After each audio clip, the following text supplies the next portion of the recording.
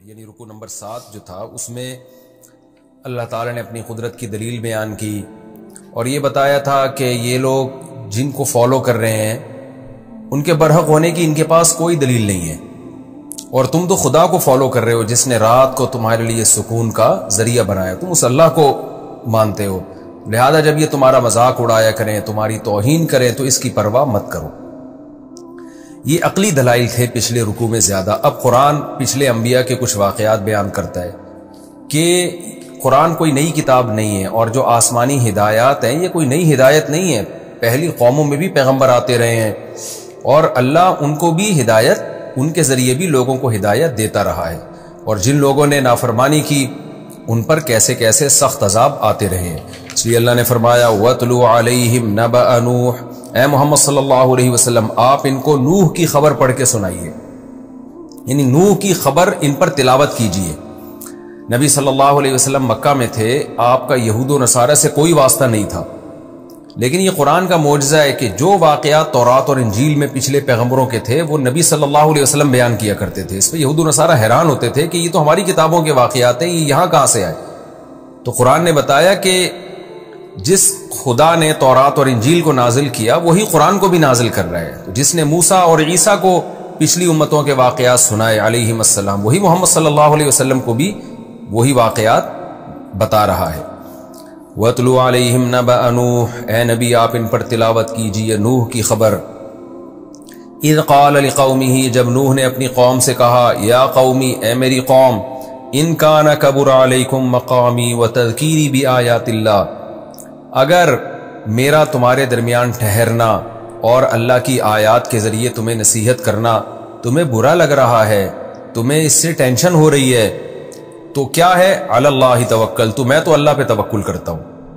یعنی ظاہر ہے جب تمہیں اس بات سے ٹینشن ہوگی تو تم مجھے نقصان پہنچانے کی کوشش کرو گے۔ نہیں ہونا تو چاہیے تمہیں خوش کہ تمہیں ہدایت مل رہی ہے، سیدھا راستہ بتا رہا ہوں، لیکن اگر تم پہ یہ عمل شاق گزر رہا ہے تو ظاہر ہے جب کوئی عمل کسی پہ شاق گزرتا ہے، ٹینشن ہوتی ہے، تو وہ اس سے بچنے کی کوشش کرتا ہے۔ تو تم اس ٹینشن سے بچنے کے لیے تم کیا کرو، میں تو اللہ پہ توکل کرتا ہوں، لیکن تم میرے خلاف جتنی تدبیر کر سکتے ہو کر لو، اور اتنی تدبیر کرو کہ تمہیں حسرت نہ رہے کہ تدبیر میں کوئی کمی رہ گئی ہے، حسرت نہ رہے تمہیں۔ تو اس کے بعد بھی اگر میں بچ گیا اور اللہ نے مجھے غالب کیا تو یہ اس کی علامت ہے کہ میں برحق ہوں۔ یہ مضمون حضرت نوح علیہ السلام اس قوم کو سمجھانا چاہ رہے تھے۔ فَعَلَى اللَّهِ تَوَكَّلْتُ، تو میں تو اللہ پہ توکل کرتا ہوں۔ فَأَجْمِعُوا أَمْرَكُمْ وَشُرَكَاءَكُمْ، تو تم اپنی تدبیر اور سارے تمہارے جھوٹے معبود ہیں ان کو جمع کرو۔ ثُمَّ لَا يَكُنْ أَمْرُكُمْ عَلَيْكُمْ غُمًّا، پھر تمہارا معاملہ تم پر غمہ، یہ غم سے نکلا ہے نا، اردو والا جو غم ہوتا ہے، یہ ٹینشن کا سبب نہ رہے، غم کا سبب نہ رہے کہ ہم نے نوح کے خلاف تدبیر کم کی تھی۔ ساری تدبیریں اکٹھی کر لو اور یہ تمہارے معبود جن کو میں برا بلا کہتا ہوں ان کو بھی میرے خلاف لے آؤ۔ تو ثم قضوا الی، پھر میری طرف تم نے جو کرنا ہے کر لو، ولا تنظرون، اور مجھے مہلت بھی نہ دو۔ یعنی ظاہر ہے تم یہ کرنے کے بعد بھی اگر میرا کچھ نہیں بگاڑ پا رہے تو پھر بہتر نہیں ہے کہ مجھ پر ایمان لے آؤ۔ دو ہی راستے ہوتے ہیں نا، یا تو آپ حق کو راستے سے ہی ہٹا دیں یا حق پر ایمان لے آئیں۔ تو میں تو اتنے کانفیڈنس کے ساتھ تمہیں تبلیغ کر رہا ہوں اور مجھے اپنی دعوت کے برحق ہونے کا اتنا 100% یقین ہے کہ تم ساری تدبیریں بھی میرے خلاف کر لو نا تو مجھے میرا اللہ پر اعتماد اور توکل ہے۔ فَإِن تَوَلَّيْتُمْ، یہ بات سن کے بھی اگر تم پیچھے ہٹ گئے، یعنی اس بات کے بعد تو تمہیں ایمان لے آنا چاہیے نا کہ اتنے کانفیڈنس کے ساتھ نوح علیہ السلام یہ دعویٰ کر رہے ہیں، یہ کانفیڈنس اہل حق میں ہی ہوتا ہے، اہل باطل میں ایسا اعتماد نہیں ہوتا۔ فَإِن تَوَلَّيْتُمْ، پس اگر اس کے بعد بھی تم پیچھے ہٹتے ہو، فَمَا سَأَلْتُكُم مِّنْ أَجْرٍ، دیکھو میں نے تم سے کوئی اجر نہیں مانگا۔ کیا مطلب؟ نہ میں تمہاری مخالفت سے ڈرتا ہوں اور نہ تمہارے ایمان لانے سے میرا کوئی دنیاوی فائدہ ہے۔ تو یہ اور میرے برحق ہونے کی ایک اور دلیل ہو گئی۔ ایک تو دلیل یہ کہ میں کتنے کانفیڈنس سے کہہ رہا ہوں کہ یہ جو خدا تم نے بنائے ہوئے ہیں نا، یہ کچھ بھی نہیں کر سکتے، سب کو میرے خلاف لے آؤ۔ ایک تو یہ دلیل، دوسرا یہ کہ اگر تم ایمان لاتے ہو تو مجھے کیا ملے گا اس سے؟ مجھے تو کچھ بھی نہیں مل رہا. یہ خود اس کی علامت ہے کہ میں خدا کا بھیجا ہوا پیغمبر ہوں، میرا کوئی اس میں دنیاوی مفاد نہیں ہے. فَإِن تَوَلَّيْتُمْ فَمَا سَأَلْتُكُم مِّنْ أَجْرٍ، اگر تم پھر بھی پیچھے ہٹتے ہو تو میں نے تم سے کوئی اجر کا مطالبہ نہیں کیا. ان اجریہ الا علی اللہ، نہیں ہے میرا اجر مگر اللہ پر، اس نے مجھے اجر دینا اس دعوت پر. وَأُمِرْتُ أَنْ أَكُونَ مِنَ الْمُسْلِمِينَ، اور مجھے حکم دیا گیا ہے کہ میں فرما برداروں میں سے ہو جاؤں. کیا مطلب؟ میں جس بات کا تمہیں حکم دے رہا ہوں صرف تمہیں اللہ کا فرما بردار نہیں بنا رہا، سب سے پہلے ان احکام کا خود کو پابند کر رہا ہوں. مجھے بھی اللہ نے آرڈر دیا ہے کہ میں بھی اس کی شریعت کو فالو کروں، اس میں میں اور تم برابر ہیں. یہ خود ایک تیسری دلیل ہے نوح علیہ السلام کے برحق ہونے کی. جب کوئی لیڈر کسی کو کسی بات کا آرڈر دیتا ہے اور وہ سب سے پہلے اس کا پابند خود اپنے آپ کو سمجھتا ہے، تو یہ بھی ایک ظاہری علامت ہوتی ہے اس بات کی کہ یہ لیڈر جس چیز کی دعوت دے رہا ہے وہ واقعی اس کو دل سے برحق سمجھتا ہے. ورنہ آپ دیکھیں نا ہمارے لیڈروں کی حالت، جس چیز کی لوگوں کو دعوت دے رہے ہیں خود اس کے خلاف چل رہے ہوتے ہیں. تو نوح علیہ السلام نے کہا مجھے خود بھی حکم دیا گیا ہے کہ میں اس کا فرما بردار بن کے زندگی گزاروں. یعنی میں تمہیں اپنا فرما بردار نہیں بنا رہا، میں تمہیں اپنے آپ کو بھی اور تمہیں بھی اس کائنات کے خالق کا فرما بردار بنا رہا ہوں جس نے اس کائنات کو پیدا کیا. مگر کیا ہے؟ فَكَذَّبُوهُ، اللہ کہتے ہیں قوم نے جھٹلایا. فَنَجَّيْنَاهُ، تو ہم نے نجات دے دی نوح کو بھی، وَمَن مَّعَهُ، اور جو نوح کے ساتھ فی الفلک کی کشتی میں تھے ان کو بھی، وَجَعَلْنَاهُمْ خَلَائِفَ، اور جو لوگ کشتی میں نوح کے ساتھ سوار تھے اور نوح علیہ السلام، ہم نے انہی کو زمین کا جانشین بنایا. وَأَغْرَقْنَا الَّذِينَ كَذَّبُوا بِآيَاتِنَا، اور جو لوگ ہماری آیات کا انکار کیا کرتے تھے ہم نے سب کو غرق کر دیا. فانظر، اے مخاطب دیکھ، کیف کان عاقبۃ المنذرین، جن کو عذاب سے ڈرایا گیا تھا اس کا انجام کیا ہوا. تو اللہ تمہیں بھی عذاب سے ڈرا رہا ہے، ایسا نہ ہو کہ تمہارا انجام بھی انہی کے جیسا ہو. اللہ ہم سب کی حفاظت کرے.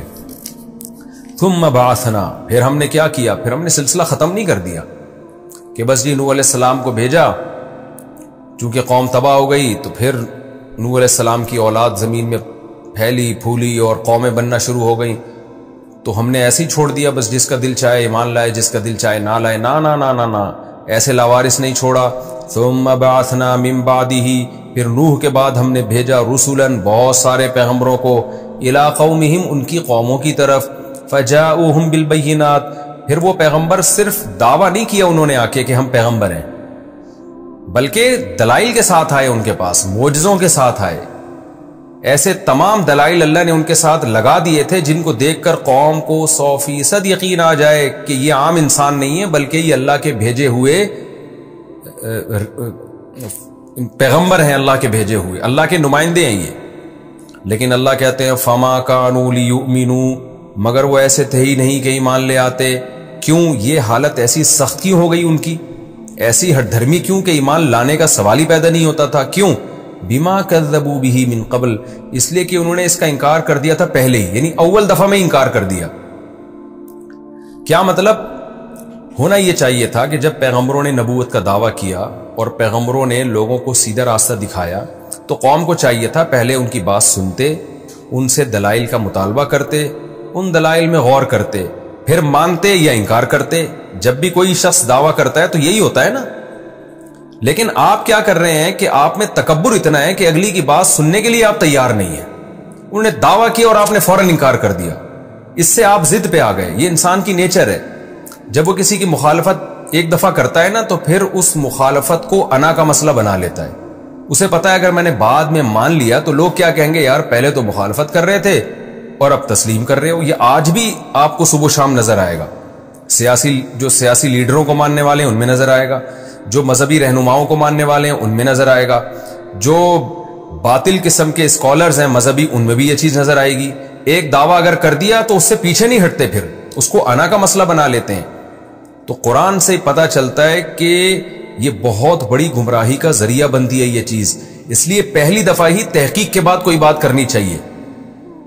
کسی کے انکار کرنے میں بھی ایک دم جلد بازی نہ کرے، اور اگر بالفرض جلد بازی کر کے غلطی ہو گئی ہے آپ سے تو جب غلطی پر آپ کو اطلاع ہو آپ فوراً رجوع کریں اور لوگوں کی بدنامی کی پرواہ نہ کریں، کیونکہ اگر آپ نے رجوع نہیں کیا تو آپ کے دل پہ مہر لگ جائے گی، جیسے کہ قرآن بیان کر رہا ہے۔ قرآن کہتا ہے فما کانوا لیؤمنوا، وہ ایسے تھے ہی نہیں کہ ایمان لے آتے، کیوں؟ بما کذبوا به من قبل، اس لیے کہ پہلے ہی انکار کر دیتے تھے وہ۔ کذالک نطبع علی قلوب المعتدین، دیکھو اس طرح سے ہم حد سے تجاوز کرنے والوں کے دلوں پر مہر لگا دیتے ہیں۔ حد سے تجاوز ہے نا کہ اگلے کی بات سنی، پوری ابھی تسلی سے سنی نہیں ہے، اس کے دعوے میں غور کیا ہی نہیں، اور تکبر اتنا ہے آپ میں کہ آپ فوراً انکار کر دیا، تو حد سے تجاوز ہے نا۔ بعض لوگ سمجھتے ہیں کہ ہم جو رائے رکھتے ہیں نا وہ غلط ہو ہی نہیں سکتی، یہ تکبر ہے، لہذا ان کی رائے کے خلاف کوئی بات شروع بھی کرے گا یہ لال پیلے ہونا شروع ہو جاتے ہیں۔ آج بھی ہمیں نظر آتا ہے کہ آپ کسی کی رائے کے خلاف ابھی بات اسٹارٹ ہی کرتے ہیں، وہ ایک دم اس کو سختی سے رد کر دیتا ہے، تو یہ بہت بڑا تکبر ہے اور باطل کی بنیاد ہے یہ، جس کی وجہ سے دلوں پہ مہر لگتی ہے۔ قرآن کہتا ہے ثم بعثنا من بعدہم، بہت سارے جو ہم نے پیغمبر بھیجے، ان بہت سارے پیغمبروں کے بعد پھر ہم نے 2 پیغمبر بھیجے، موسیٰ و ہارون، موسیٰ کو بھی اور ہارون کو بھی۔ کہاں بھیجا؟ الی فرعون وملئہ، فرعون کی طرف اور اس کے درباریوں کی طرف۔ بھیجے تو سب کی طرف تھے، لیکن چونکہ پہلا خطاب ان کا فرعون اور اس کے درباریوں سے تھا نا، ڈائریکٹ حکومتی ایوان میں داخل ہوئے، اس لیے قرآن نے اس کا تذکرہ کیا ہے۔ بِآیاتنا، اور یہاں بھی ہم نے موسیٰ اور ہارون کو ایسے ہی نہیں بھیج دیا، واضح دلائل کے ساتھ بھیجا، تاکہ فرعون کے محل میں وہ یہ ثابت کر سکیں کہ واقعی ہم اللہ کے پیغمبر ہیں۔ لیکن کیا ہوا؟ فاستکبروا، فرعونیوں نے تکبر کیا، اپنے آپ کو اتنا بڑا سمجھا، جس کی وجہ سے موسیٰ کا انکار کیا۔ وَكَانُوا قَوْمًا مُجْرِمِينَ، اور وہ بھی مجرم لوگ تھے۔ یعنی یہاں بھی اللہ نے تکبر کی وجہ بیان کر دی کہ تکبر اس لیے کیا کہ پہلے سے جرم کر رہے تھے، جو مجرم لوگ ہوتے ہیں ان میں کبر پیدا ہو جاتا ہے۔ پہلے یہ ظلم نہ کر رہے ہوتے، بنی اسرائیل کے بچوں کا قتل اور ملک میں ظلم نہ کر رہے ہوتے تو تواضع ہوتی۔ دیکھیں ملکہ سبا ظالم نہیں تھی نا، جو قوم پہ ظلم نہیں کرتی تھی، سلیمان علیہ السلام کے معجزہ دیکھتے ہی ایمان لے آئی۔ فرعون بڑا ظالم تھا، تو جو بڑے ظالم لوگ ہوتے ہیں ان کے دل سخت ہو جاتے ہیں، اس لیے قرآن کہتا ہے فاستکبروا وکانوا قوما مجرمین، انہوں نے تکبر کیا اور یہ مجرم لوگ تھے۔ فلما جاءہم الحق من عندنا، پس جب ہماری طرف سے فرعونیوں کے پاس حق آیا، قالوا ان ھذا لسحر مبین، تو کہنے لگے بے شک یہ واضح جادوگر ہے، یعنی ہمیں اس کے جادو ہونے میں کوئی کنفیوژن نہیں ہے۔ قال موسیٰ علیہ السلام نے کہا اتقولون للحق لما جاءکم، تم حق کے بارے میں کہتے ہو جب وہ تمہارے پاس آیا، اسحر ھذا، کیا یہ حق جادو ہے؟ ولا یفلح الساحرون، تمہیں پتہ ہے کہ جادوگر کامیاب نہیں ہوتے، تو میں تو قوم کا ایک ایسا شخص نہیں ہوں جو ناکامی والے راستے کو اختیار کرے۔ جادوگر تو برے لوگ ہوتے ہیں، وہ اپنے مشن میں کامیاب نہیں ہوتے۔ آج بھی دیکھنا نا، ننگ دھڑنگ گھوم رہے ہوتے ہیں جادوگر لوگ، جو جس کے پاس کچھ کرنے کو کچھ نہیں ہوتا وہی جادو سیکھ رہا ہوتا ہے۔ تو جادوگر تو کبھی بھی کامیاب نہیں ہوتے، میں تو اللہ کا پیغمبر ہوں، میں جادو کیسے اختیار کر سکتا ہوں؟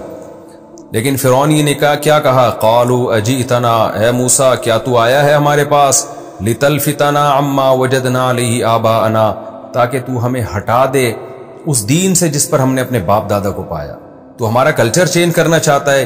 وَتَكُونَ لَكُمَ الْكِبْرِيَاءُ فِي الْأَرْضِ، اور تو یہ چاہتا ہے کہ تم دونوں کے لیے زمین میں بڑائی ہو جائے، تم دونوں زمین کے بادشاہ بن جاؤ، تو اس کے لیے تم نے یہ لیبل لگا دیا ہے۔ وَمَا نَحْنُ لَكُمَا بِمُؤْمِنِينَ، اور نہیں ہے ہم تمہارے لیے ایمان لانے والے، صاف انکار کر دیا فرعون نے۔ وَقَالَ فِرْعَوْنُ، اور پھر فرعون نے کہا ایتونی بِكُلِّ سَاحِرٍ عَلِيمٍ، ہر طرح کے جادوگر میرے پاس لے کر آؤ تاکہ موسیٰ کا مقابلہ کرواؤں۔ فلما جاء السحرہ، جب جادوگر آ گئے، قال لهم موسیٰ علیہ السلام نے ان سے کہا القوا ما انتم ملقون، ڈالو وہ جادو جو تم ڈالنا چاہتے ہو۔ قرآن نے نا ایک واقعے کو مختلف جگہوں پہ بیان کیا ہے، کہیں تفصیل بیان کی، کہیں ادھورا واقعہ بیان کیا، کہیں واقعے کا ایک پہلو بیان کیا، کہیں دوسرا پہلو بیان کیا۔ ہمیں سورہ طٰہٰ سے پتہ چلتا ہے کہ سب سے پہلے جادوگروں نے موسیٰ علیہ السلام سے مطالبہ کیا تھا۔ جادوگروں نے موسیٰ علیہ السلام سے کہا تھا کہ اے موسیٰ پہلے وار ہم کریں یا پہلے آپ کریں گے؟ جواب میں موسیٰ علیہ السلام نے کہا کہ بل القوا، نہیں تم پہلے وار کرو۔ تو یہاں موسیٰ علیہ السلام، یہاں جادوگروں کے کلام کا تذکرہ نہیں ہے، اس کو قرآن نے حذف کر دیا، بلکہ صرف اتنی بات باقی رکھی کہ موسیٰ نے کہا تھا کہ تم پہل کرو۔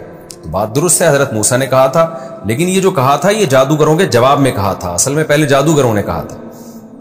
قال لهم موسیٰ القوا ما انتم ملقون، موسیٰ نے کہا تم نے جو جادو ڈالنا ہے ڈالو۔ فلما القوا، جب انہوں نے ڈالا جادو، قال موسیٰ ما جئتم به السحر، موسیٰ نے کہا جو تم کچھ لے کر آئے ہو وہ جادو ہے۔ یہاں بھی قرآن نے دوسرے مقام پہ ڈیٹیل بیان کی ہے سورہ طٰہٰ میں کہ جب انہوں نے جادو پھینکا ہے، وہ رسیاں پھینکی ہیں، وہ سانپ بن کے دوڑنے لگیں تو موسیٰ علیہ السلام خوفزدہ ہو گئے، جس پہ اللہ نے وحی کی اور کہا کہ یہ جادو ہے اور آپ اپنی لاٹھی زمین پہ ڈالیں۔ تو اس سے پتہ چلتا ہے کہ شروع میں حضرت موسیٰ خوفزدہ ہوئے، پھر جب اللہ نے تسلی دی ہے تو پھر موسیٰ علیہ السلام نے ان کو کہا اعتماد کے ساتھ کہ اس سے کچھ بھی نہیں ہونے والا، اور اس کے بعد موسیٰ علیہ السلام نے لاٹھی ڈالی۔ قال موسیٰ ما جئتم به السحر، موسیٰ علیہ السلام نے کہا جو کچھ تم لائے ہو وہ جادو ہے۔ ان اللہ سیبطلہ، بے شک اللہ تعالیٰ اس کو باطل کر دے گا۔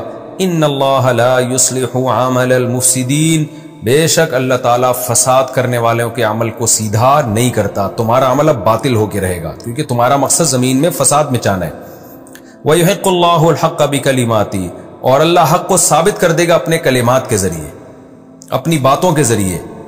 وہ اللہ کے کلمات کیا ہے؟ اللہ کے احکام ہیں، کیونکہ وہ بھی کلمے کی شکل میں آتے ہیں نا۔ اللہ اپنے حکام کے ذریعے باطل کو، حق کو ثابت کر کے چھوڑے گا۔ وَلَوْ كَرِهَ الْمُجْرِمُونَ، اگرچہ مجرم لوگوں کو کتنا ہی ناپسند کیوں نہ لگے، فرعون کو کتنا ہی برا کیوں نہ لگے، لیکن اللہ حق کو غالب کرے گا۔ یہ ہمارا رکوع کمپلیٹ ہوا۔ اس رکوع کا خلاصہ بھی بہت آسان ہے، اس میں اللہ نے سب سے پہلے نوح علیہ السلام کا مختصر واقعہ بیان کیا کہ کیسے نوح علیہ السلام نے اپنے برحق ہونے کے 3 دلائل دیے۔ ایک دلیل یہ کہ تم میرے خلاف جو کر سکتے ہو کر لو، میں اعتماد اللہ پہ کرتا ہوں، ایسا کانفیڈنس اہل حق میں ہی ہوتا ہے۔ دوسری دلیل یہ کہ تم اگر مجھ پر ایمان لے آتے ہو تو مجھے تم سے کوئی لالچ نہیں ہے، میرا کوئی اجر کا مطالبہ نہیں ہے، یہ بھی میرے برحق ہونے کی دلیل۔ تیسری دلیل یہ کہ میں خود ان احکام کا سب سے پہلے پابند ہوں جن احکام کا میں تمہیں آرڈر کر رہا ہوں، یہ وَأُمِرْتُ أَنْ أَكُونَ مِنَ الْمُسْلِمِينَ میں بیان کیا۔ لیکن قرآن کیا کہتے ہیں؟ قوم ایمان نہیں لے کر آئی، اللہ نے سب کو ہلاک کر دیا۔ دوسری بات اس رکوع میں یہ بیان ہوئی کہ بہت سارے پیغمبر نوح علیہ السلام کے بعد آئے، مگر لوگ ایمان کیوں نہیں لے کر آتے تھے؟ اس لیے کہ بغیر تحقیق کے شروع میں انکار کرتے تھے، تو اس انکار اور کو انا اور ضد کا مسئلہ بنا لیا کرتے تھے۔ تو ہمیں پتہ چلا کہ حق کا انکار نہیں کرنا چاہیے، کسی بھی چیز کا انکار فوراً نہ کیا کریں جب تک اس کے بارے میں آپ تحقیق نہ کر لیں، ورنہ یہ چیز انسان کو ضدی بنا دیتی ہے، انا کا مسئلہ بن جاتا ہے اس سے۔ اور تیسرا ہمیں اس میں موسیٰ علیہ السلام کے واقعے کا پتہ چلا کہ موسیٰ علیہ السلام نے بھی کیسے جادوگروں سے مقابلہ کیا اور فرعون کو کیسے دعوت دی، مگر فرعونی وہ کیسے ضد اور ہٹ دھرمی کا شکار ہوئے، اور اللہ تعالیٰ نے پھر جادوگروں کے مقابلے میں موسیٰ علیہ السلام کو کیسے فتح عطا فرمائی۔